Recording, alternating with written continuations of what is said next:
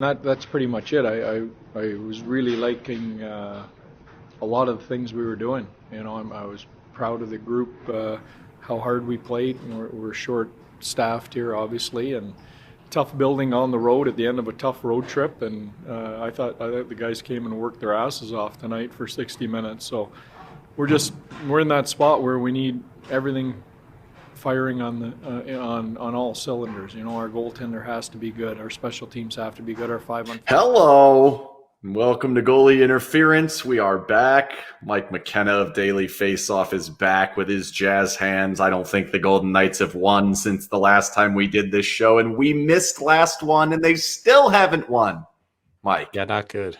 No. So you know what Not we're good going at to do all. tonight, Mike? Let's go. We are going to grab our nuts and get to work. Oh, yes. That's what we're going to do. Well, the Golden Knights didn't do that last night, No. unfortunately. I actually really wanted them to go out before the game and actually all grab their nuts on the ice and make a big ordeal about it, because it would have been funny, because this team needs funny. They need some fun. They need to be alive. Like, you can't just keep going down the road that they're going. They're grabbing their sticks so hard and losing to teams they can't. What a nightmare. They're losing to everybody. They're not Yes. just losing to teams that they need to beat. They're losing to everybody. And no one's going to feel sorry for us. So there's something that happens in hockey, and it happens in sports. And a coach will walk into a locker room and say something after a game. And you can really tell where a team's at, whether that gets parroted or not. And it got parroted by 3 different Golden Knights. And this was probably, 4 games ago, Ken? I think. You're talking probably after the Philly, or maybe It might have been the Buffalo loss, possibly Pittsburgh. I think it was the Buffalo loss. Nobody's going to feel sorry for us. And I've been there before, man. The coach walks in and it's like, yep, that's it. Nobody's going to feel sorry. Well, like, what that showed me is that there's not a single creative person in that room that's willing to actually analyze what's happening, and they're just blindly listening to whatever's going on. And they're not able to come up with solutions on their own. And they've become so methodical and so set in their ways that when they can't figure out what's going wrong, they just keep doing the same thing. And you just say what the coach said. Yeah. Yeah. And that's it. Like, no one's going to feel sorry for us is the worst assessment I've ever heard. And I heard it from 3 people. The assessment should have been, we didn't work hard enough. We lost too many board battles. We have to be better next game. This is going the wrong way. And you heard a little bit of that, but it drives me crazy. Yeah, the grab it the was nuts there. comment, I think, is actually technically that. That was a good one, but that was a couple games later. It That was. was after the frustration had set in. I believe I think Chandler said that after the Columbus game, Yes. which was a schmozzle of the highest order, as well as last night's affair versus the Jets. Schmozzle. I never heard that one. I mean, like, Ken, they've allowed, oh my God, I can't count that high. Like 23, I think. 21, 23 goals in their last 5 games. Like, this isn't all goaltending. The goaltending has not been good enough, but it's overall play. Like, I just watched last night's game and I think, man, like, Brossoit definitely let last night get away. But that game against Columbus and even the game against Pitt, like, Columbus was behind the defense so often. Like, it was absurd. Yep. Absurd. I mean, Winnipeg, they're walking in. Like, Yeah. yes, he's got to make some of these stops, but, like, you cannot let them walk in off the wing over and over and over again. And like I said to one of my friends, I said, Nick Hague, I think he was having a competition with himself to see if he could stick his ass out further or his stick out the other way. Like, I don't know which one went further. It's been really, really tough sledding for Nick Hague lately. We got to move your feet. And then, like, especially if you're a guy like him that's not the best of skaters, you have to move your feet, get your body in front. You can't reach out with that long stick. It's not going to work, especially against Kyle Connor. Kyle Connor. He's going to go right around you. I mean, you look at the defensive core, like, Hague hasn't had a point, I don't think, since like probably January. I know the points. Yes, they could use them. Of course, it would be better. But, like, to me, they're not defending. No, but that's like, if they're defending, it means they have the puck more and he'll have more points. True. Like, Petro, man, he looked drunk last night. Last night. And I don't mean like that's, dude, he's been a rock. Like I think he's been the one guy a lot that's played pretty balls out hard no matter what. But last night he was just lost. And it almost made me think like we were talking on, I think it was last week when I was on XM. And we had David Backus on co-hosting with us for this 1 hour on the discussion room. And Backus was saying that Golden Knights, they either need to have a big meeting or they just need to go out on the road and just get in one together. and all I could think of was, I wonder if they got in one in Winnipeg before last night's game, because sometimes they can go either direction. And last night was. When you say get in one, you mean fight each other, basically? No, it means go out and everybody gets drunk. Oh, everyone gets hammered. Okay, yeah. I mean, they went to see the movie, which apparently I was told it was Batman. I thought it was Spider-Man. I don't like any of the man movies, so I don't know. Yeah. But like that could have been the day. Like, let's go to the movies and go get hammered afterwards. Yeah. But I think fighting each other. It's not a necessary aspect. The drinking thing's not necessary, but that's like what teams used to do when things were going bad. You just basically go, the hell with it. We're going to do whatever here and see what we can get going. That's really what that means. Okay. Like we're not advocating here to like tell your 18-year-olds, hey, go get pickled and then you're going to play better. They don't have an 18-year-old. What's that? They don't have an 18-year-old. No, they do not. And they're not going to have one for a young player. They may never have one. Right. Which is a huge problem. Yeah. And it's crazy because last night's game, man, they almost got out of the first period like scot-free, you know? And if they would have got out in the first, maybe it's a little bit different, but there's no doubt in my mind that Logan Stanley's goal from that bad angle is just what crushed the team. Yeah. And Brossoit's gotten beat like 4 times like that this year. And dude, like he knows it. He knows that he's doing this, but he has not been able to fix it. And scouting reports out, he's never played this many games before. And now he's being asked to carry the load on a team that's missing so much talent. Like, dude, they're I'm sorry, man. They're so far outclassed in talent that they simply cannot continue to play the same system. If they don't adapt, man, it's over. And I mean that. And I know that we got to stick to our guns. We got to do our thing. We can play our way. Well, that way is going to kill them because they're going up ice and pressuring so hard and it's all coming right back down their throat. And even the games where they play halfway decent, they're not getting the goaltending either. So pick your poison. Well, they can't You've score got to either. change. They don't score. No. But I mean, they scored 3 last night. That should win. I mean, it's 5-1. Like it was 5-1. You didn't score 3. It was 5-1. Yes, you get 2 afterwards, but come on. I know that, but they scored 3 in the game. They scored 4 against Columbus. They scored, like in that game. I don't know. I know they're running. I know they're run and gun games. I get that, but they should be able to put something in. And what's going on now to me is that first power play is still, it is what it is. Okay. They can't find much continuity on that whatsoever. Even with Eichel in the lineup, I mean, they should have the firepower out there to score on it. I mean, if you chuck Petro, Eichel, Marchessault, Carlson, even like, I don't think Carly's really a top end power play guy anymore, but like you put them out there and just stick somebody else that can shoot the puck on the point or move it pretty well. Even if you go to Theodore, like watch these other power plays that are going in. Watch Minnesota's power play, the amount of movement. Watch Kaprizov and Zuccarello just roll around the top and watch Tampa Bay just go. And that's not Vegas. It's the puck moves. They get it to Eichel on the half wall. He tries to go to the middle and nothing happens. The only movement you'll ever get is half wall up to high slot. And even then it's just a interchange, and then they stand right there, and the second they can, they interchange right back. It's not, there's no confusion for the defenders. None. No. And I mean, I know Petro got one on the power play, and yeah, it's a nice play. You got some bodies at the front, blah, blah, blah. But like, those are eventually going to go in. It's just, you're not seeing the high end goals that other teams score on the power play. No. Like the best teams in the league, the best teams in the league snap it around and they make D look foolish. Yep.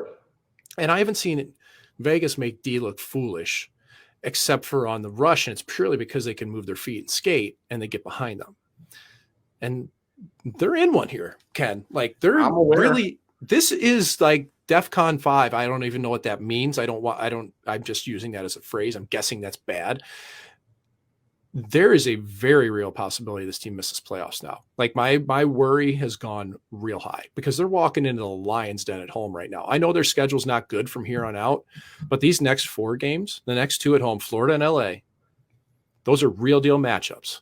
And then you get Minnesota, who's playing better, who's still a good team, even though they lost some games, and Winnipeg back-to-back. Okay, on the road. I looked this up this morning. Since the playoff series, Vegas has lost 5 out of 6 games to Winnipeg. It's not good. No, Winnipeg beats them, and how much usually are here.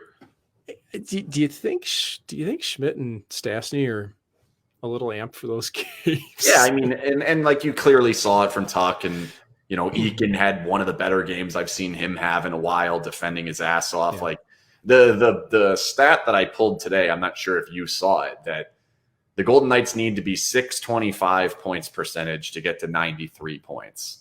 Yep. Like, they're not that far behind the Kings. For the Kings to get to 93 points, they have to be 523, 100 points percentage worse than Vegas. Like, you are in a bad spot here. You're in really, really bad. Yeah, I think Chris is right. I believe DEFCON 5 is okay. You're talking, we're in like DEFCON 2 or 3. I think we're at 2. Yeah, I don't think you there, but I wasn't 100% sure. We're definitely not DEFCON 5. This is why I like doing goalie interference. I learn things, man. So thank you, Christopher. We're gonna go DEFCON 2 right now. But like, what's interesting about it is even if they don't end up in the top 3 in the Pacific, watch out. You're playing Colorado. You're certainly playing Colorado. I guess they could be playing Calgary, but like, yeah, and you're talking about you need either you to play or actually it has to be both. You have to play 625 points percentage, which the Golden Knights have played that exactly once over the course of a 20-game stretch. They were, I believe it was 14-6, I want to say. They were very good for a stretch. But other than that, that's been it. And you can pick and choose around that. It wasn't good around that. They have to do that. And Edmonton has to play under 523. And LA has to play under 430 or 475. Those aren't like, all 3 of those are not happening. The chances that they finish in the top 3 now are very low. Yeah, I mean, you're running out of games here. They're just low. Like, yeah, and then in the next game, all these numbers are going to get worse because the chances that they beat Florida are not that high. Yeah. These are the things you face when you're in a locker room that you don't ever want to admit to during a season. Because you always think that you can come back. You always think that, oh, okay, yeah, we're only a couple points out. We can do it. We'll be back in the standings. They're lower than the Vancouver Canucks right now, who had a jersey thrown on the ice this year by points percentage. Yeah, by a fraction. The Vegas has been so bad that they've given Vancouver life, and Winnipeg too. And yeah, and I know, amazingly, and Anaheim's just fallen off the map. They are so bad. I was at the Hawks Ducks game in Chicago. Yeah, they're miserable last week, and John Gibson was so bad. Like, he was so spread. I actually think I could have made probably 2 less saves than him. That's how bad he was. So. And they don't defend either. No, not a like bit. They're San Jose is actually more of a threat, I think, than Anaheim because of they're bad too. They're now they are. They're not good. But they have games. Well, they just signed Hurdle to an 8-year deal, and they need to play at like a 7-12, which is not happening. But if you're talking about just finishing over Vegas, they're not playing at 625. Like, I don't think it's very likely they're going to play that. So you're talking 91, 90, 89 points. Yeah. And that's what I was kind of hinting at here was, I think even a week or 2 ago, I said, I'm afraid of this team, even if they make playoffs, just absolutely flaming out in the first round. I thought that was very real a couple weeks ago. And now it's like, I don't know if they're going to make it. And Daryl Sutter, the head coach of Calgary, was so funny today. Or I think it was yesterday. He actually said, like, well, first round, Colorado, that's 8 wasted days. He's basically like, see you later. You're done if you play that. Yeah, and he's right. Round. I mean, he's right. Yeah. I guess Vegas could maybe be the one team that could give them a trouble, but like, it's probably Columbus against Tampa 2 or 3 years Minnesota. ago. I think Minnesota could on Colorado a little bit, but I just look at this and think, man, there's just too much going on, dude. Like, they got 20 games left and they have no lineup at all, and you don't know when anybody's coming back. We really don't. Like, who do we know that's going to be coming back soon? We know Hutton's going to get off COVID-19. Great. That will help. You can't put Coughlin out at this stage of the game. All right. You need Hutton out there. You really need Martinez, but who knows? Okay. He's still struggling. Not looking good. Stone, who knows? I think he's going to give it a go. My guess would be Stone will give it a go at some point. I think he kind of like has to, because they're missing the heartbeats so much. You're the captain of the team. You got to play him. Like, they're just absolutely flat too often, and you can see it. Like, there's just no emotional core to this club anymore, and they're all looking around wondering who's going to be the leader, because you got ex-captains. You got an ex-captain in Petrangelo. Now you got an ex-captain in Eichel walking in, who's trying to find his way in a certain spot, and he's got all kinds of pressure on him. And truthfully, I think Eichel's actually done a pretty good job coming back from his big injury with nobody surrounding him. I really do. I think the power play is indicative of what they're trying to trot out there. I wish he would just go full rogue. Like, I agree. Just do what you want. Like, literally give him that on offensive zone shifts. He doesn't really do it on the power play. No, but like trotting him out there with that line last night with Carlson and Marcia, so it was just weird to me. Like, I understand we got 3 forwards. Like, I know what they say should count. Yeah, like, how about the line they started with last night? They go with Patrick Dadonov and Kolasar. Yeah. And that lasted 20 seconds and didn't go anywhere. Like, didn't even come close to the other team's offensive zone or defensive zone. It's like, they're not the meat grinders, Pete. Like, you can't, if you think you're going to get the same it's not a good strategy anyway. Like, you're setting yourself up to, maybe you're stealing a shift of them playing their not so great players, but especially when you just look at the rosters, your 12 forwards are not going to be better than their 12 today. So why would you take one extra shift with your line that's going to be, even if they match it correctly, not ideal for you? Doesn't make sense to me. Yeah, I don't get it either. Those shifts. You're supposed to be avoiding those shifts. I thought these lines were goofball. Like, I hate Carlson as the wing. I hate it. I do too. Complete waste of the best thing he does. I was going to say I was literally going to say you're wasting Carlson on the wing. Yeah, it's just stupid. He's your two-way center who can win you draws, that will play off and down the ice. He is not your number 1 centerman. He's your number 2 centerman. So do it. And Stevenson on the wing, you know what? At least he can fly. Okay. He's not quite the two-way Carlson is. And I think probably they're trying to see what Patrick can do at center, just to see, like, maybe something. But I mean, I know Nick Waugh scored. I just, on the wing. That was a fluke. Yeah, it popped right onto his blade, man. Like, it's the classic spray and pray goal. Like, you just throw it there and let's hope it goes in. Yeah. So, I mean, and let's not forget, like, they miss McNabb a ton. Oh, yeah. No doubt. Like, you can really see it in these games. Just even like in the Columbus game, that first pass right through the crease to line, a backdoor right away on the power play. To me, that doesn't go through McNabb. And you know he'd be the first guy on the ice. Yep. And you can't, like, he's so valuable to this club. And I thought that he may have even been, before his latest contract, like, trade bait potentially, because his contract was kind of big. I didn't know what they were going to do with McNabb. And you know he'd be the first guy on the ice. Yep. And you can't, like, he's so valuable to this club. And I thought that he may have even been, before his latest contract, like, trade bait potentially, because his contract was kind of big. I didn't know what they were going to do. It was. That's why he signed it. Right. And it was friendly. So I don't know. I think they're in such a hole right now because of their lineup that it's very difficult to overcome. But you can look 4 hours down the road to LA and see a team with 7 regulars out, including Drew Doughty, amongst others. And they're still winning games. They're hanging in. And their goalies aren't even good. Okay, by comparison. No. Like, Quick's got the second lowest goals save percentage in the league since Christmas, and Peterson's at about a 90. Okay, that team's just straight up winning. And that's not happening with this club in Vegas. But McClellan has that team in LA playing a game where they can actually get up and down the ice. And they're not selling the farm to go in on the rush. And they got Philip Deneau, who can, by the way, played 2 ways pretty well, you know. He's supposed to be Carlson. Carlson should be doing that. Take away the other team's best player. That's what Carlson's supposed to be doing. That's not how they're using it. Yeah, I agree. So they have to change their system, man. Like, not the whole thing, but, like, they simply cannot be as aggressive jumping, blowing the zone, trying to generate rushes. They can't. They're getting caught up ice way too much.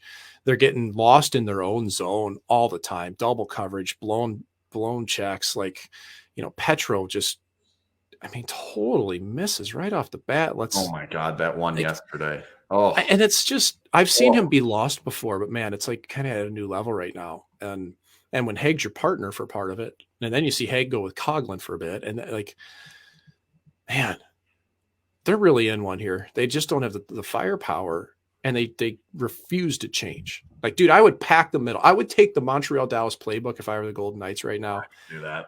It's not in them. It's not going to happen. I realize that, but that's like your ticket when things go to shit, is to just oversimplify. Yep. And just take care of your own end. Don't force things that you don't have to. Still be aggressive on pucks. Still kill penalties. It's like, I still like their kill. I still think they work hard on it, man. I think that's great. But goddamn, that neutral zone, it's bad. It's bad. It's not good, man.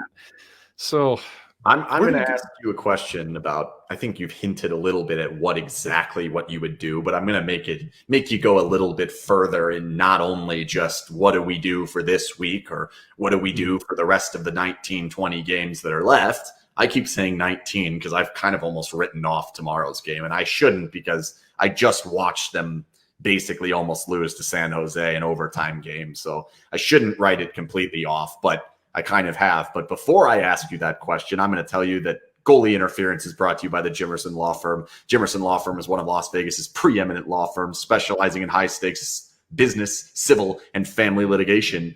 When winning matters, maybe the Golden Knights need to call the Jimerson Law Firm, because winning matters to them, and apparently it doesn't matter to the Golden Knights recently. 0-5-0 on a road trip, and a barely win against Ottawa right before that, and a massive near-blown lead right before that, and a bunch of losses right before that. When winning matters, call the Jimerson Law Firm.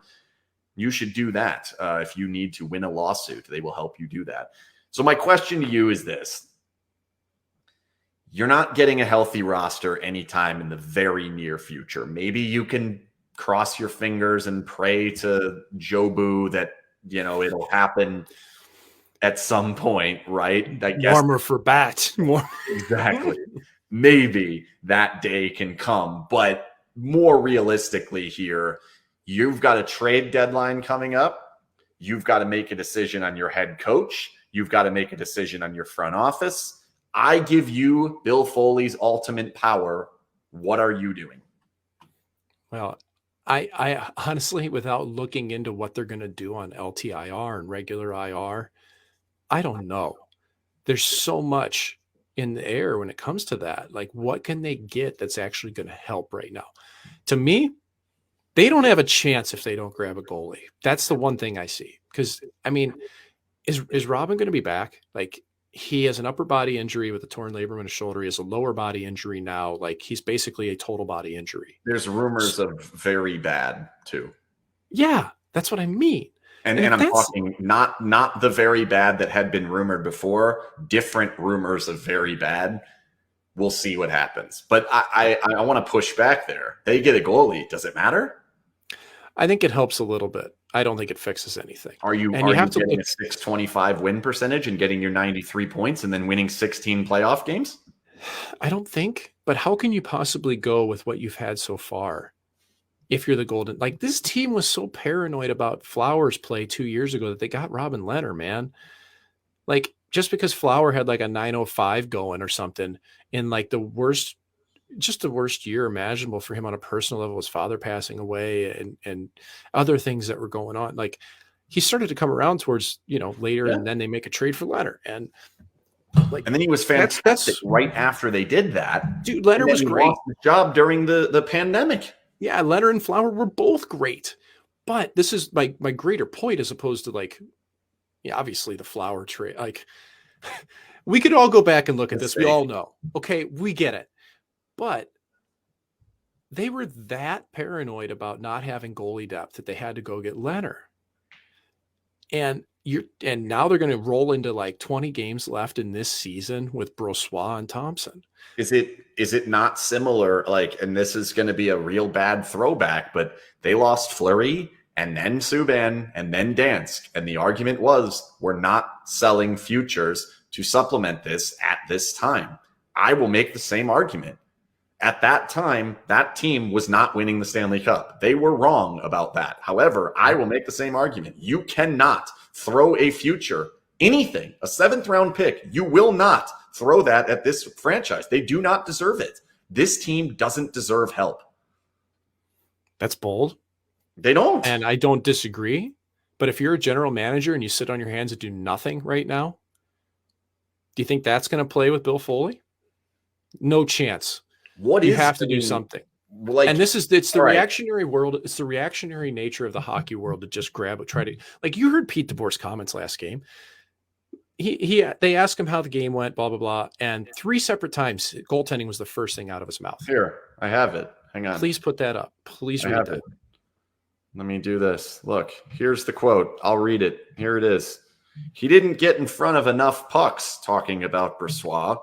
It's pretty simple. I'm not a goaltending expert. I was going to put that in red just for you, but I decided to. Well, I am. I'm not a goaltending expert, but you've got to get in front of a couple. Yep. This is the classic Rick Tocchet, get big in there. I love you, Rick. DeBoer is a classic goalie hater. He has had that trait previously as a coach, knowing people that have been in the room with him. Now this isn't me just dragging him through the mud. Okay, there's a lot of coaches that are goalie haters out there. I think that probably was too. Things will go okay, and then all of a sudden, when it goes poorly, you dump on the goalies. Kirk would say things like, "I don't really care, just stop them." Well, that's the old school. I don't know anything about it. Just make a save. Yeah. So DeBoer's pissed. He's not getting the saves. They're not leading the games. Goals from the goal line just look terrible, and he's upset. And so does he march upstairs? I'm assuming it's upstairs. I think I know how the building works. I know where. Yeah, it is. It's upstairs. Does he march upstairs into the room behind the Golden Knights logo and bang on the whiteboard and say, "Semyon Varlamov"? I need goalie. What do you do? Is that the right move? He doesn't have to, because the front office knows it right now. They don't have what they need. They're not naive to this. The problem is, what are you going to trade for it? Like you said, Ken, are you really going to trade decent draft picks to go after an Alexander Georgiev, who, in my eyes, I would not want that guy. Okay. There's not a good vibe around Georgiev around the league. And he hasn't stopped pucks this year. He's won one of his last 9 games. He's only good when he plays a lot. So who else are you going to toss in? A couple of them. Braden Holtby's not coming to town. Right. Dallas isn't trading him now. Anton Hudobin's out for 6 months. So it's going to be Ottinger and Holtby. Take him off the list. We know Flowers not coming back. You might be able to grab a Thomas Greiss for nothing, but he's played terrible this year. So the only option out there to me are Georgiev and Anton Forsberg. And I am a big Anton Forsberg fan, but what are you going to give up? Are you going to give up a 3rd round or 4th rounder? I don't think that's worth it. Forsberg mean no more Leonard? No, because he's an unrestricted free agent at the end of the season. You don't think Anton Forsberg's future is as a starter? I think Anton Forsberg's future is at a 2 or 3 year deal, just slightly above what Laurent Brossoit has. Because for whatever reason, he's 29. For whatever reason around the league, people don't believe Forsberg's a starter. Okay. He doesn't have a name, Ken. That's the way it works.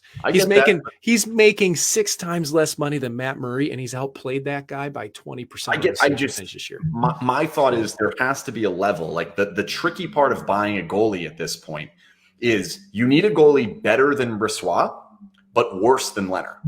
Mm-hmm. It has to fall in there, because if you buy one better than Leonard, then you have to move on from Leonard. And if you buy one worse than Brossoit, unless they're a UFA, what the hell are we doing? Unless they're a UFA. And Varlamov, he's got a year left. See, that is fire everyone. You cannot buy a UFA goalie. Everyone should be fired everyone. Right. So I want Foley to sell the team if they buy a UFA goalie. I think basically Forsberg's about your only option. And I think Ottawa wants him back anyway. And I don't think that the Golden Knights they don't have the prospects to package, or even players on the roster to really package that are worthwhile. They don't. There's nothing of something there's no way you're going to get Dorion they already got fleeced once with Dodonov. You're not going to get Dorion to take Dodonov back. He couldn't wait for him to get out of town. So they're in a pickle, dude. But I still stand with it. I understand where you're coming from with the front office saying, look, we know we don't have good enough goaltending. The head coach, we don't have good enough goaltending at the moment. That's perfectly fine. Like, I understand that being the case. But for the long-term future of the franchise, what is the goal of this season? If the goal is to win the Stanley Cup, then you need a hell of a lot more than a capable goaltender better than Laurent Brossoit. Like, Yep. none of the names you mentioned, you can create a superhuman of all the names together that you mentioned. They still are not winning the Stanley Cup this season. If the plan is 16 playoff wins, then you cannot buy a goalie because that ain't happening. It's not happening at this point.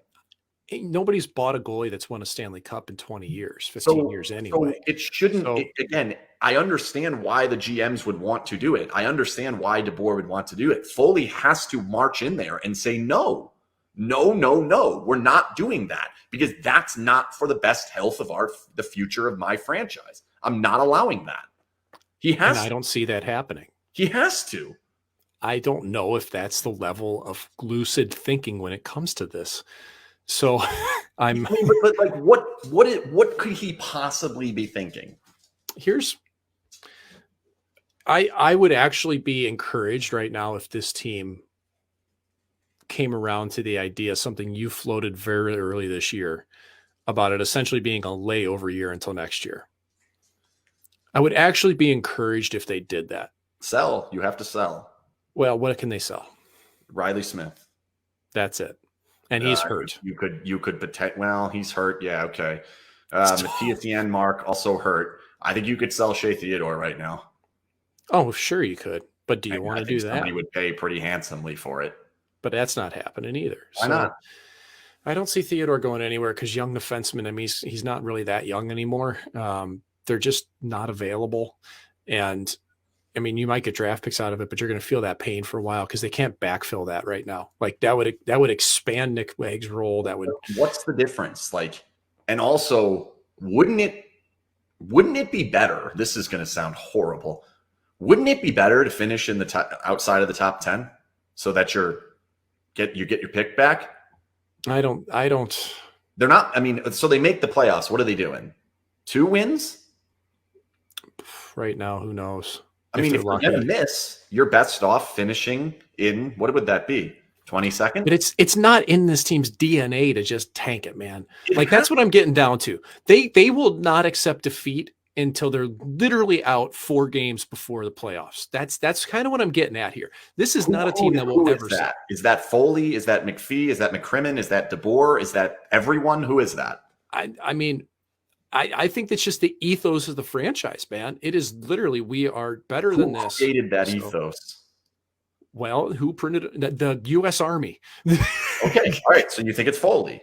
Yeah, I mean, that's it. We're going for it. We're going to win. Foley, then you don't trade for Jack Eichel to just like kick the can here, which is what should happen. But they like, you can't give up Theodore. Like, you can't. Like, they don't have D right now to fill that. And then you'd have to go buy one. There it is. Never retreat. Always advance, never retreat. Like, it's laid out. It's printed on the walls in the office, man. Like, and they don't care. They don't really care who you run over to get there. I mean, ask Nate Schmidt, who thought he had a handshake, no trade clause, right? Well, how'd that go? So, but is that not part of it? Which part? Is that not part of why we're where we are? Is that they've created, I'm trying to put it in a way that makes me sound like philosophically smart, and as opposed to just saying it, what I'm trying to get across. I believe they have created a bar that is so high that it is unattainable at the moment. And that bar is, I think it's beyond winning a Stanley Cup. I think they honestly believe we're supposed to win every single game. There is never going to be a team better than us, and we are going to win every single game, and we are always going to be the best team in the league. That bar has been set. Whether you reach that bar or not, if one person anywhere in the entire globe can do the job this much better than you, we will bring him in and you are out. Come on down. Right? You're our boy. Here's the bar. Here, super high. Actually, it's like up here because off the screen of what I'm doing. Bar unreachable. Reach it or not, you can still go. Who created that, and how do they fix that? Well, I mean, that's That's from the top. It's Bill Foley. Like, he told Carlson he needs to win 2 Stanley Cups before his contract's over that he signed, the team-friendly deal. But isn't it's not that's not verbiage, dude. Like, people want to win. And Ken, I'm going to be really very, very clear and honest and lucid about this. You've got people that don't understand, like, people that were not involved in hockey 8 years ago. Like, I'm going to use a bad phrase here, Johnny come latelys, that think you can just like instantly build a powerhouse and do it every single year. Okay. And that's just not how this works. And the New York Rangers tried to. I can't make you pinpoint exact names, but like, where in the are we talking? Like, is that Bill? Yeah, that's what I'm saying. Like, that's what I mean. It's just, that is the ethos, man. Like, we are going to do whatever. What I don't understand, sorry to step on you here, but I don't understand is if Bill comes in and says that, how does he then hire someone who is perfectly fine with not trying to build a winner for the entirety of what should have been 3 seasons? Like, he said, we're going to build a powerhouse, but he also said cup in 6, playoffs in 3. He said 2 seasons of missing the playoffs he was fine with. Right. We've had 0. Like, I don't think he's this maniacal, ridiculous concept of like, we will always win. No, I don't think he has that. And he hired people who have done this before. And yet we're here with a system and a setup that is ridiculous to the point of no one can succeed under it. Yeah. Well, so that has to change, right? It does. Like, but how do you change it now that you're locked in with all these big ticket items? How many big ticket items are you actually locked into, and how many of them are a problem? I don't think it's that big a deal. Stone, Petro, Eichel, okay, even Patches. Like, Eichel's awesome, right? What's is that? he not? Is he?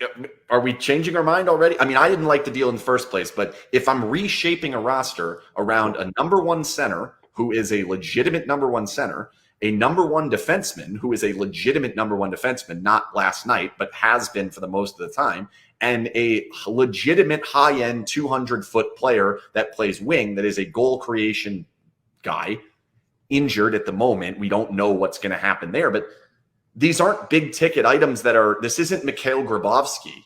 You know, this isn't Jeff Skinner. They're not, but you're getting guys who are older. They've gotten guys that were free agents at the end of their free agency period, 29, 30.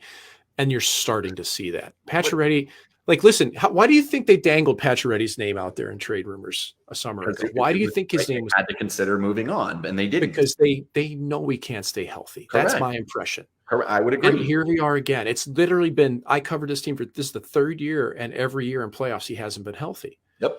You know, how do you keep that?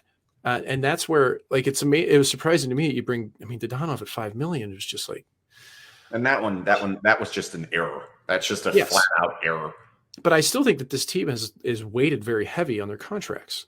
Like, you know, when you have 4 guys that are that heavy, like, it eats up space. And when you lose them out of your lineup, man, you're 1 or 2 injuries away. Like, this team, it's not like they've lost everybody. No. In you know, they've lost quite a few. But Brett Howden shouldn't make or break it for you. He's been great, by the way. I mean, kudos to Brett Howden. Okay, I thought that like, I played with Howden when he came to us out of junior in Syracuse, and I thought, okay, this guy's an okay player. I didn't think he'd crack. I didn't know if he'd crack the NHL, but those couple years in New York, I was like, oh, this guy's gonna be a spare part. Okay, for a 4th line dude, he's done pretty well. So credit to him. But that's not make or break. They miss him right now. But like.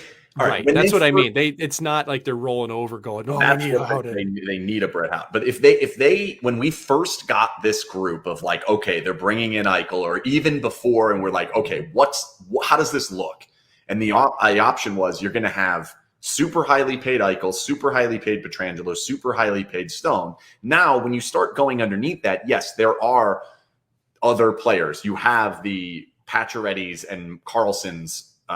Theodore, Smith, Marchessault, Leonard, these group. Now, of all of those, there's never been a point, and I'm not sure why we're getting there all of a sudden, that's like, that can't win. I feel like we always were on board of like, you know what, I think it can be okay. You do have to be healthy, but who doesn't have to be healthy? So why aren't we looking at saying, okay, well, if the issue is that guy's never healthy at $7 million, move on from him. this guy's playing 5.25, not playing to the level. Let's move on from him. Like, I do think they might actually have to make a shift and build the roster around your 3 no move clauses, as opposed to trying to hold on to whatever the hell we're trying to hold on to, which we've ripped down from what was actually at its best 4 years ago anyway. I don't disagree with that. I think the problem that you're really seeing now is that nobody's filtered through in prospects and fit forward, especially. There's no entry level contracts. Five drafts, right? 0 impact players. The most impact player was a free agent. So basically, when you have success the first year and it instantly flips the script, we're going forward every single year now. That's deviating from the plan. Okay. Now the 30,000 foot look at this would have been, okay, we had an unbelievable season, but we've got to stick to our plan here. We're not going to do this every single year. We've got to stick. And it didn't happen. And now you have that effect where there's nobody forwards, none. And that stopped at the deadline year 1 when they bought look at Tatar. Look at these teams that can go for big players, right? Like, look at it. Look at Florida, who's chucking around cash and making space. Like, they have like 6 entry-level guys on that team right now. Maybe not 5, but Lundell, Lusterrain. Like, they have like impact forwards on that team. Yep. Look at Minnesota. They've got Boldy. They've got others. They've got entry-level players making a difference. And that's where you get your value. Like, they need more White Clouds, but at forward. Like, dude, that contract for White Cloud's awesome. So like, they really, is that not possible to find with moving on from some of your middle class? Like, the middle class of the Golden Knights, while I understand they are mostly the misfits, it's time. I think they just need to completely take the sword out of DeBoer's back and stab it through the rest of the misfits now, because that era is dead. Like, you cannot continue along that era and have this massive upper class, massive middle class, and no lower class at all. You have to start building that lower class. And I think that starts with utilize one of the 2 points in the calendar that you can get these types of players. We're in one. It's 5 days away. This is an opportunity. Go get some. It's not going to happen. That's Why not? It has to. It has to happen. Listen, I'm just giving you the perspective of what I think they will do. This is not me. Like, I would like to, if I could get picks back for Riley Smith, the way things are right now, I would. Okay. But I'm telling you, I still believe that there's a thought process that we can still make playoffs here and make some hay once we get everybody back. Really? That's fantasy land. I agree. I'm going to grow a full head of hair tomorrow too, Mike. Well, good. It's not going to happen. You can't play because it's going to take Propecia, and that will register as a performance-enhancing drug.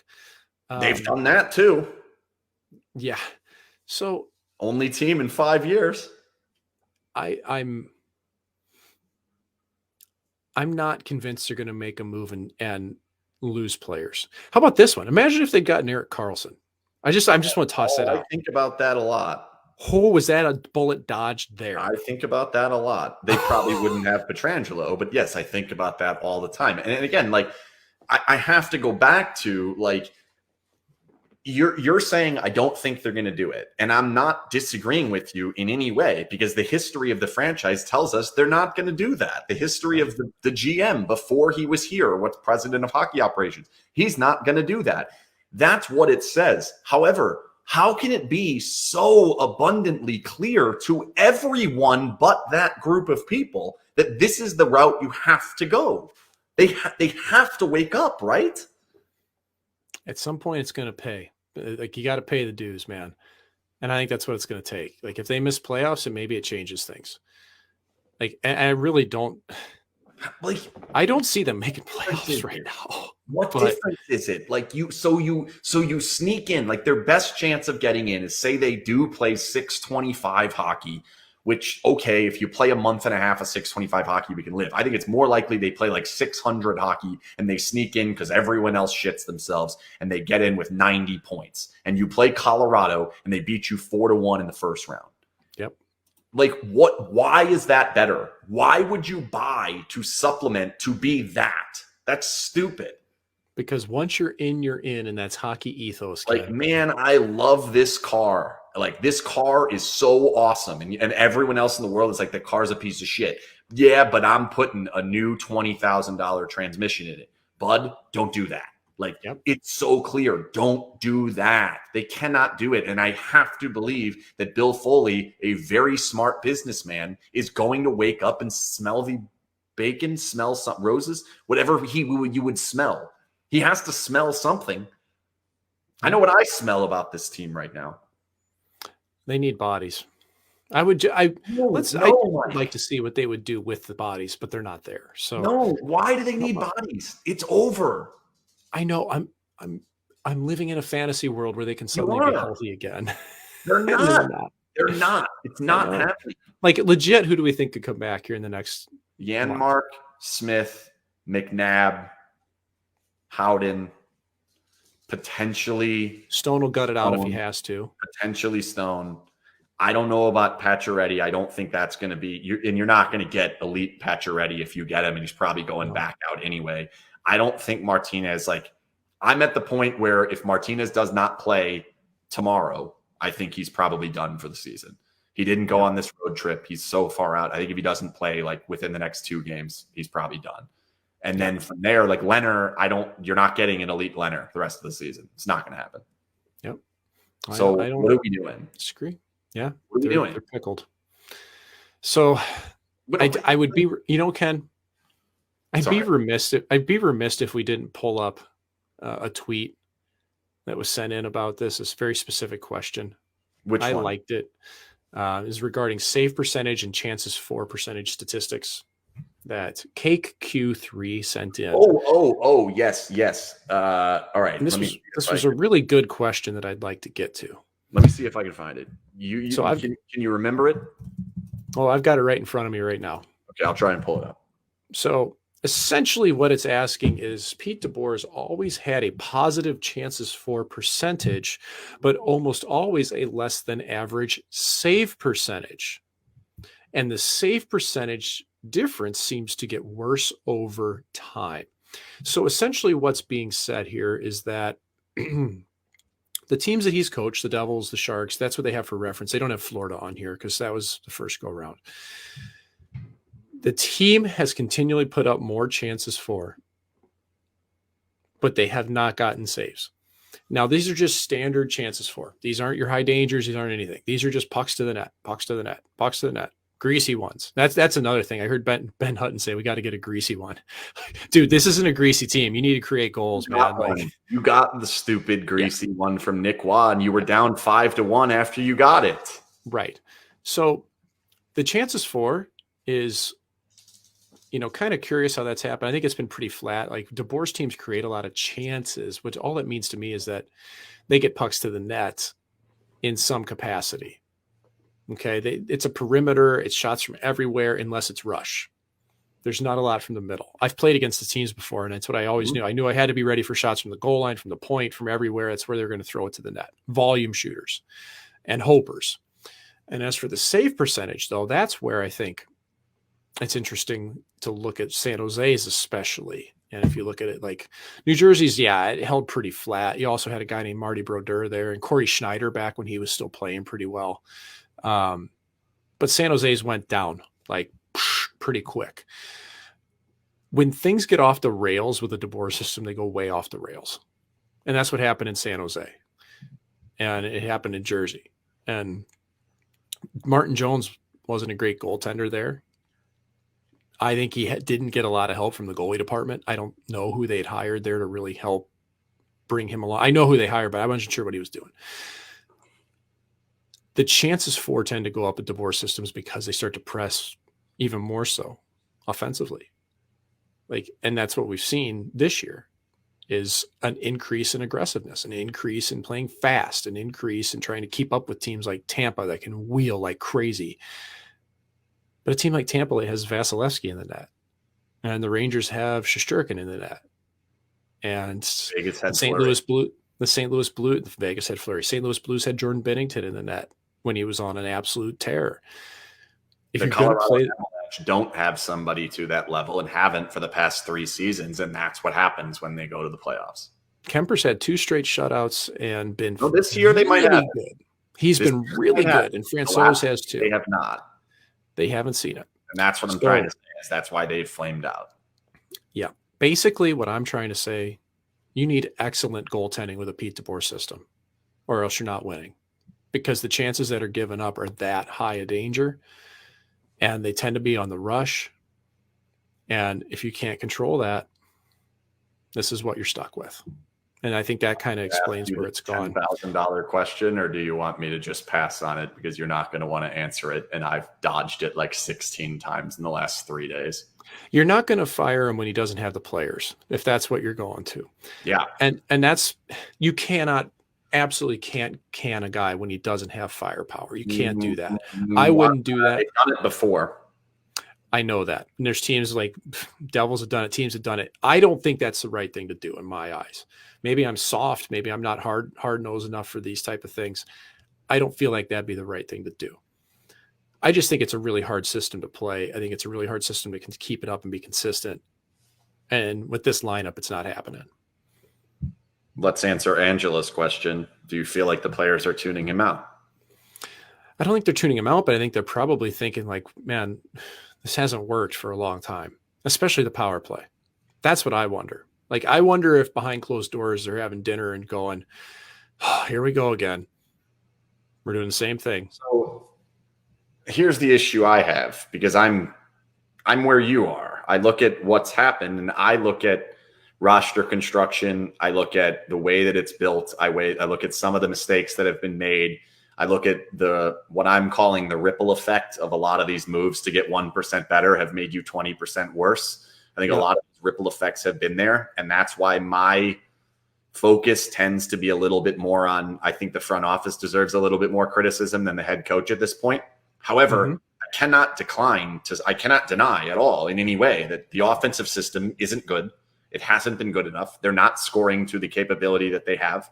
The defensive system has fallen apart in front of our eyes, despite the fact that it was very good against the shit schedule last season. It has fallen apart in front of our eyes. They are not looking like a team that can take a roster that is not as good as the opposing team's roster and win. That is on the coach. That is what the coach is here for. To me, you have to consider it. I think you would consider wiping the entire thing clean. That, to me, would be the answer of possibly how to fix all of this. I don't have a better answer for you right now. And like, I'm interested in what you think of my ridiculous idea that I came up with a couple nights ago and then doubled down on last night. And now I'm tripling down on. I'm all in on this apparently now. I want Mark Stone to stand behind the bench and be the coach. Serious. No. I'm serious. I think they need to be undercoached for a little while. I think they need something unique. I think they need to have something fun. I think they need to have less pressure on them. And I think that would tell them, we don't believe that this season's going anywhere, so have some fun with this shit. That's not going to happen first. I'm well aware of that. I think there actually might be a clause in the CBA that prevents a player from going on the bench. Now, you want to take that a different direction. What I think actually is plausible, should they decide to go in a different direction with coaching, I think Kelly McCrimmon goes behind the bench. That would be plausible to me. I liked that idea the day they fired Gallant. I actually think he should have stood there for 2 games because I thought that was a statement of, we've built a roster that's good enough. I'm going to prove it to you by I'm going to stand here until I find the next guy. I thought that was the correct move at that point. At this point, I think the entire every single player that's not named Stone, or Pietrangelo or Eichel, and even Eichel shouldn't be there yet because his new move hasn't kicked in yet. All of those players, I think, are terrified of that person and his boss or cohort or whatever you're going to call them. I think they're terrified of that. And I think it would further cement the not being able to play up to your potential if you did that. I think that would be the worst idea personally. I just think that could easily happen. That's kind of, if shouldn't say easily, but I think if they were to look in that direction, that might be how they go. I mean, like, at this stage of the game, this late, you don't bring somebody in from outside usually. Oh, and they're not going to bring in Manny Viveros from Henderson. Let Mark Stone do it.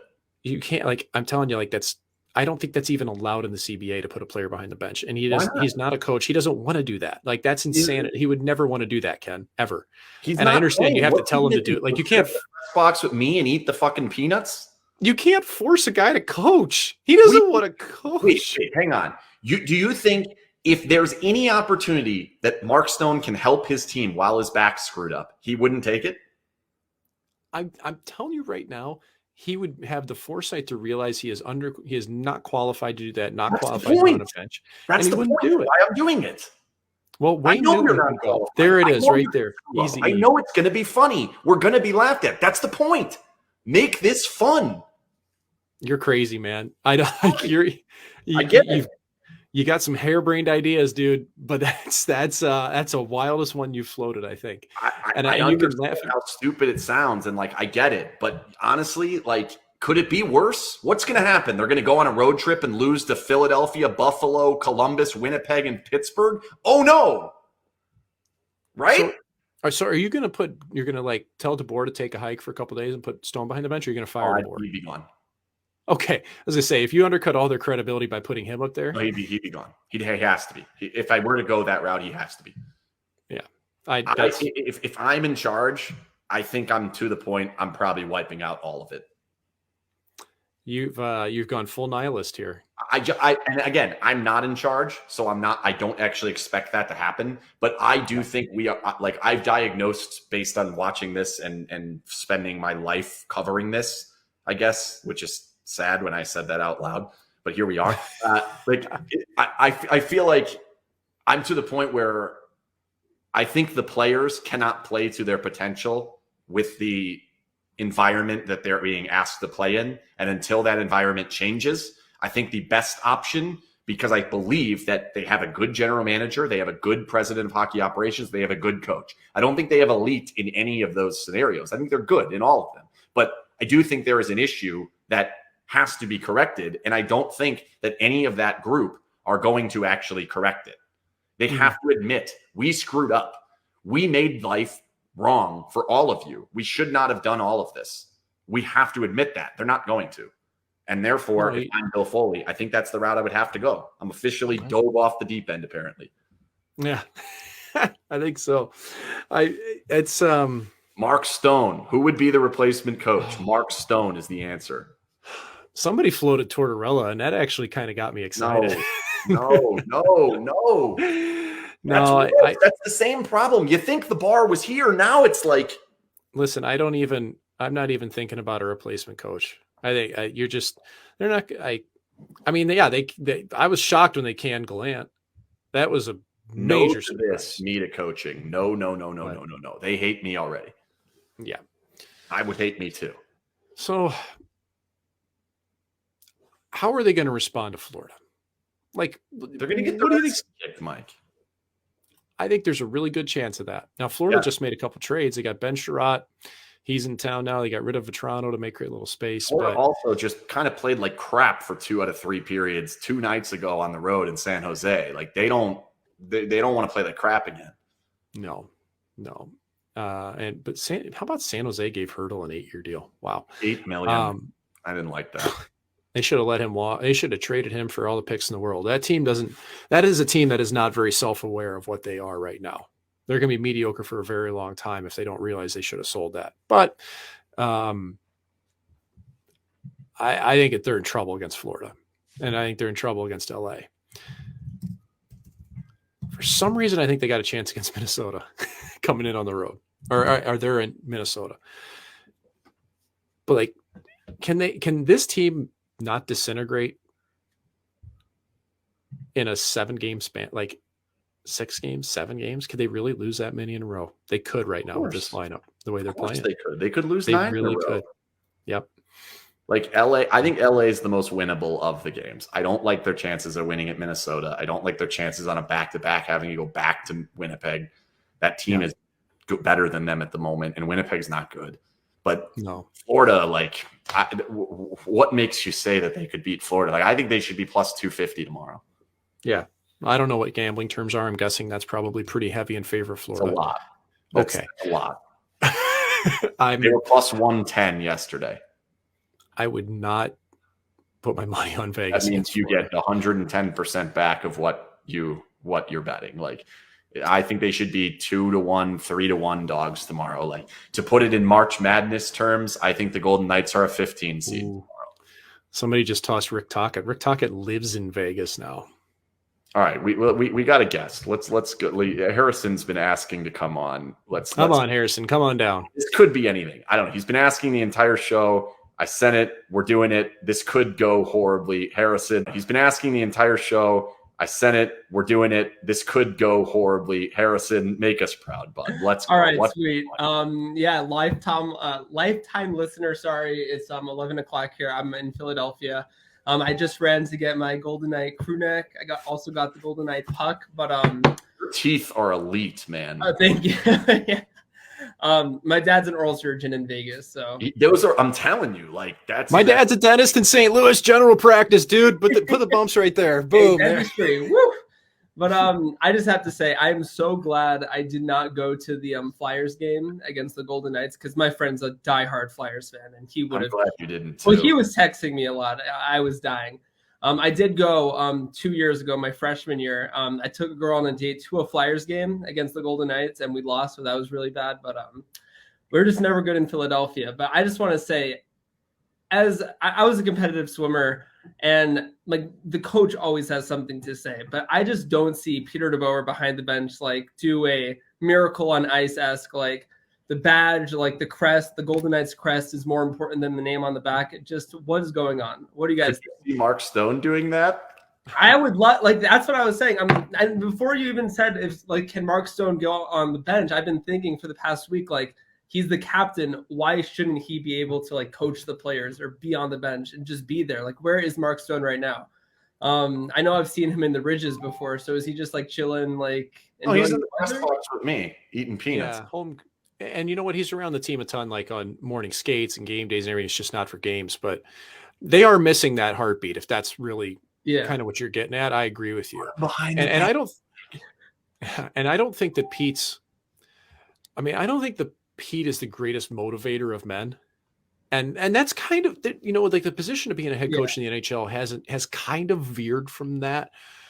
You don't have as many big speeches like you had with Herb Brooks, but you do have guys like Craig Berube in St. Louis that is really respected by his players, and when he speaks, they all listen. His nickname, he has a great nickname. I can't think of it right Chief. now. Chief, yes, yeah. I knew it. Well, he's Berube's First Nations, Native American. I'm not sure popular vernacular at this point for it, but like there is a thing about Pete that he tends to be a little bit prickly sometimes, I guess, that, you know, can kind of be a bit of a downer sometimes, and that dourness can be contagious. Is this down?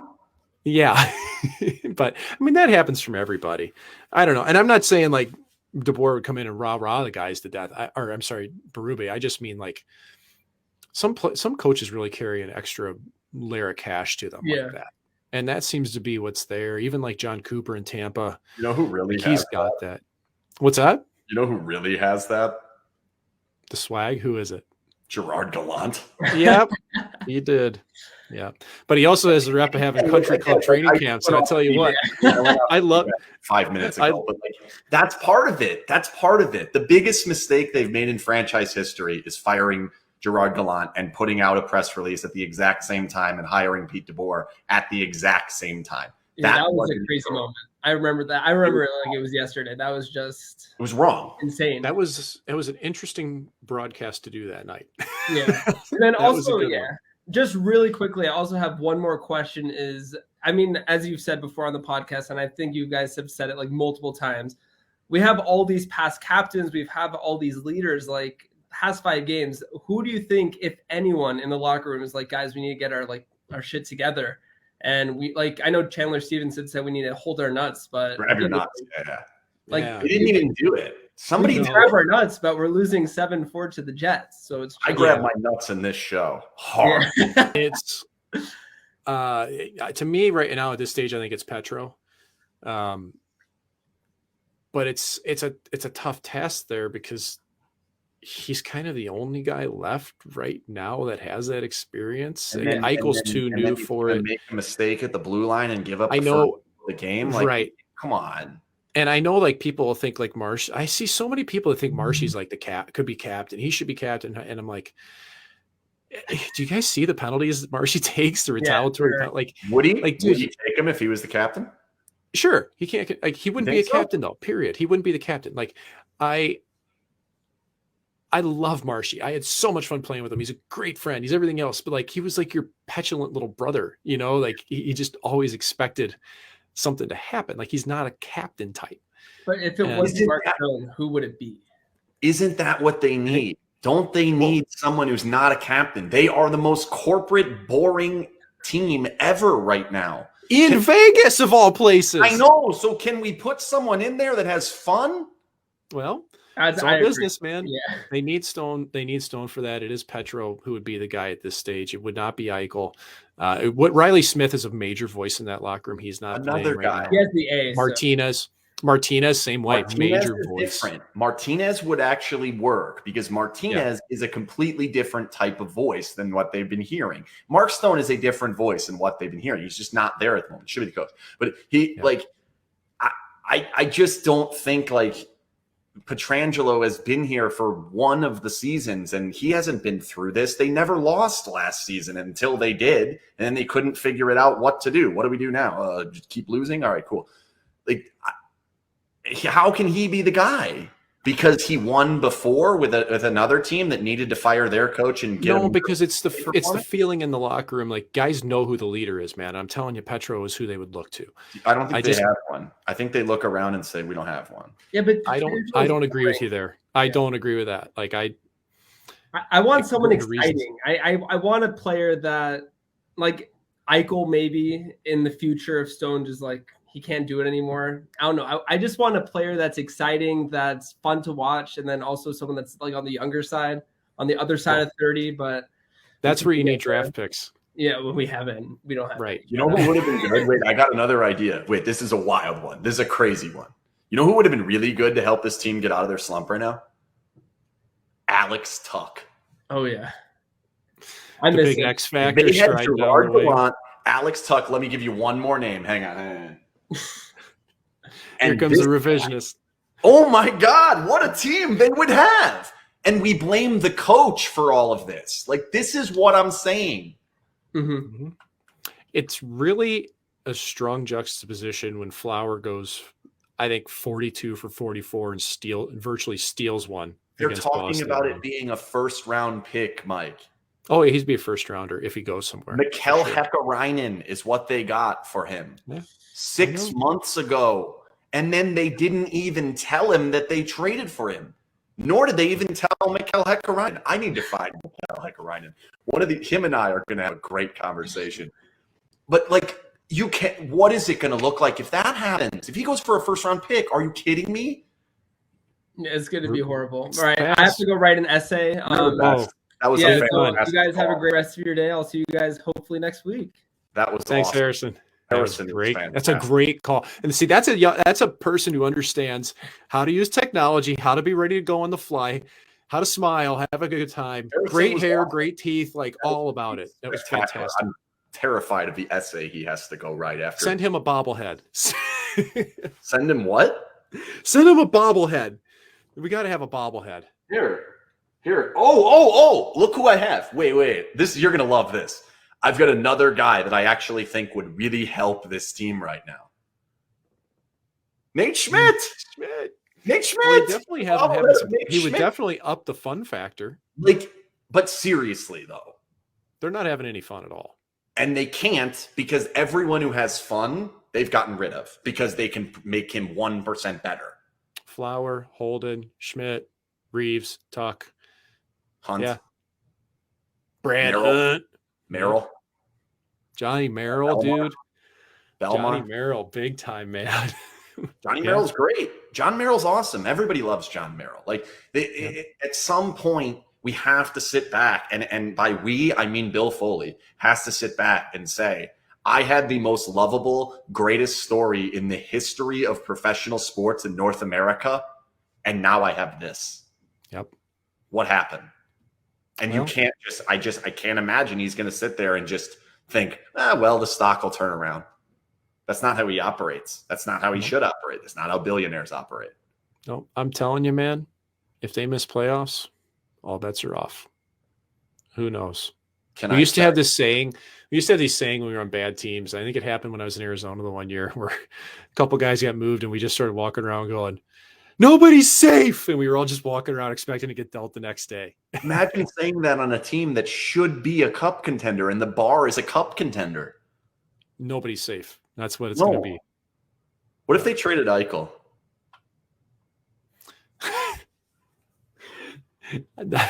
Now we're going nihilistic. I'm just asking. I could like if you're talking about big dogs that can move, I could see just with Pacioretty's health, I could see them trying to move. Who's taking him? Somebody would. Somebody Really? always does, but they Why? might have to retain salary on that. Oh I don't think God. it's this year. I'm just saying, like down the road, man. Like I could see that. You're retaining salary for next season when you're already over? No, Oh, that's not going to happen. So you have to pay somebody to take the Don off at this point too. like, so why not trade guys that you can get value for? Because we're going to lose. Because we might lose the next 18 games. Well, guess what? You're going to anyway. You just got stomped. You can't. 5 games on the road. They led for 4 minutes. That would be showing weakness, and that would be retreating. Ken. You can't Billy retreat, boy. Ken. It's time to show some weakness, Billy boy. Weakness, strength through weakness. It's time to retreat, Billy boy. The only way to advance is to retreat every once in a while. Retreat, Sometimes it is. regroup, regather, move the things around on the little map in your house. Was it over when the Germans bombed Pearl Harbor? Exactly. That's exactly right. Was it over? Well, guess what? It's not over. It doesn't have to be over. My shirt says it. LF go. Sell everyone at the deadline. Well, I think we're over for this week. Are But we? how? Okay, let's get the picks in for real here. Like Oh, losing no. to Florida for sure. Let's pick Oh the my score God, instead don't of make me the do actual. it. Yeah, they're not. Pick the gonna beat score. I want the score. 4-1. 5-3. Oh, 3. Florida's pretty loose, man. Yeah, they are. Good goalie, though. Bobrovsky's been good. And I think he's playing. Knight played last night. I would imagine Bobrovsky's playing. I would think so. And Knight's been better since he went to the AHL. LA game. Cassie, 6-1. LA game. They are going to win in overtime 3-2. Vegas is. Yes. Nice. You have to win at some point, Yeah. don't you? Yeah, it's not going to be LA. It's going to be against Minnesota on the road. Seattle's got 18. Arizona's got 20. Yep. Montreal's got 16. You got to win sometime. Do you know how many wins the Chicago Blackhawks have? I do, actually. They have 22. Do you know who has 19 of those wins? Where of that? Wait, I actually think I have a bobblehead of him standing on top of the Las Vegas sign. It's him. Yeah, 19 of 22 wins on that team in Chicago. Look at what he's doing here. You see him on the Vegas sign? He's riding it.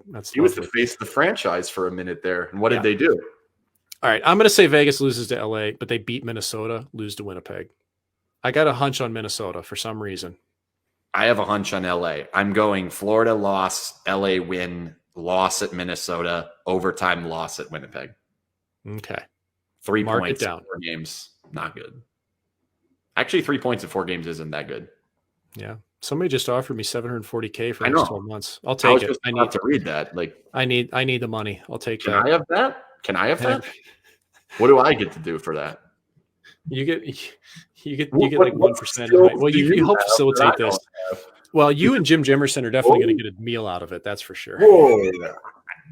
If we need a goalie, like I have video. Oh man, I was elite. His back can't handle it You're anymore. talking like I was like a 9-16. These Grab guys your can't nuts. do it Grab your anymore. nuts. They can't do this anymore. Oh, I thought he was going to grab his nuts. Chandler No. Stevens style. No, it's a family show. It's a family show, even though it's right after dinner. I've said fuck like 4 times on the family show. It's brutal. All right. This was fantastic. Thanks to the Jimerson Law Firm. This was a rowdy one. I will say. I got crazy in this one. You did. I did. Let's hope for some good things to happen. Let's hope for a surprise. You know what I'm hoping for? Ice cream. No, better. Mark Stone, the head coach. Head coach Mark Stone. Good night, everyone. This was You're fantastic. crazy, man. I like you, but you're crazy. Yeah.